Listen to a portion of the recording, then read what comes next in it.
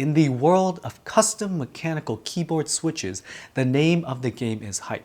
If I utter the name Zaku, it instills a feeling of hype, shoobs, and keys for all market cash freaking money. How do you actually know what's good and what's being propped up by influencers? Today we are diving into Prevail's new switches, emogogo tactile here, emogogo linear here. Can they build on the hype of their Epsilon and Nebula switch lines? Let's go. Prevail is a friend of the channel and is sponsoring the showcase. I only took this project because I really wanted to see if we could dethrone the hype switches with some custom molds. My opinion is always my own. The designer of the emogogo switches is the same genius behind the Epsilon and Nebula. The molds are custom, but they are still made at a GMK factory. But they're not going to be used for any other switches. These are going to be the only ones, and there's going to be no other recolors. So we're going to throw the switches into an inoffensive keyboard, the Keychron V1, not necessarily expensive, not necessarily great sounding, to see if the switches can shine. I'll do another dedicated review of that board in another video. Emogogo is a funny name, honestly. We'll call these emo linears and emo tactiles for short. The emo linear has a nylon blend material. Trade secrets, okay? If they told me the percentage, they'd have to eliminate me. Long PP stems are kind of the cheat code for these switches. With a long stem, it doesn't push down all the way.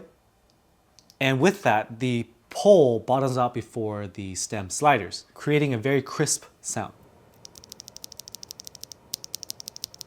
Depending on the build, you can make it deeper or higher pitched.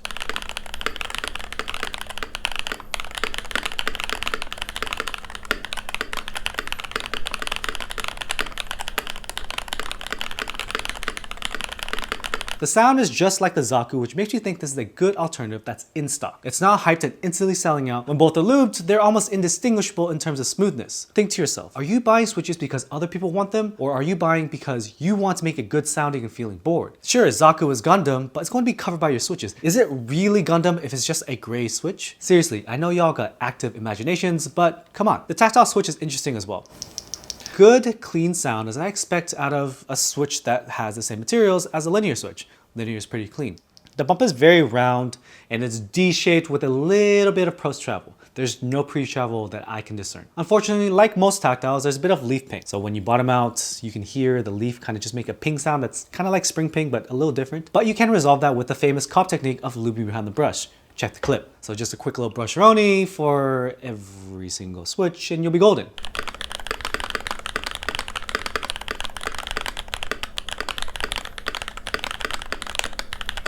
The reality is the custom molds seemed to result in a slightly deeper sound than Zaku's. I haven't personally used them, but I'm taking the word of my luber, Cobb here. Personally, I like the deeper sounding switches, so I don't really mind. But if you want something like poppier, clackier, then perhaps go with the Zaku. So personally, I dig these. The linears are pretty solid. I do think that they are an upgrade from the Epsilon because the Epsilon switches are a nylon switch, but they use like the bum wipe, unwipe type stem. And really, I think the tried and true stem is gonna be palm. Don't try to fix what ain't broke, you know? And in terms of the tactile, since I personally didn't have to lube every single leaf in the batch, I'm not too worried about it. I wanted to lube these myself. I probably wouldn't use them because leaf ping is pretty distracting to me. It's just a labor of love if you really like tactile bumps. At the end of the day, I just want to remind you that you don't need to buy every single switch that's hyped up by influencers. Definitely do not overpay for a switch on the secondhand market, especially KFA market. It's a great place to sell and buy, but it's being infected by switch flippers. A lot of these switches are already smooth, so the manual break-in process is doing jack. How could you even tell if they broke it in? In terms of nylon, PC, nylon blend,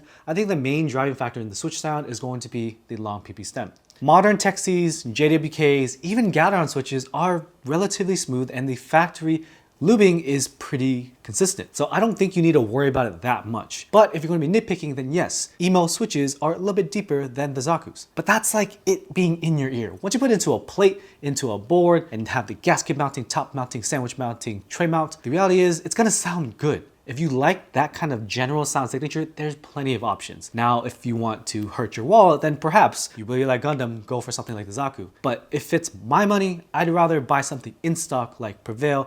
And Prevail switches are pretty accessible. You don't have to really fight and they're not being flipped. So I can dig these. The reason why I probably wouldn't use them as my primary switch or my daily board is because it's a long PP stem. Decide whether or not you like that first, and then pick what's available to you and maybe pick the colors that you like, if you're into that. Like I said, unless you're sticking in your ear, you'll hardly be able to tell the difference from switch to switch. Prevail restocks regularly and it's usually reasonable to buy from them. So check the switches out using the link and code in my bio to save some dough. Thanks for watching. I'll see you in the next one. Peace.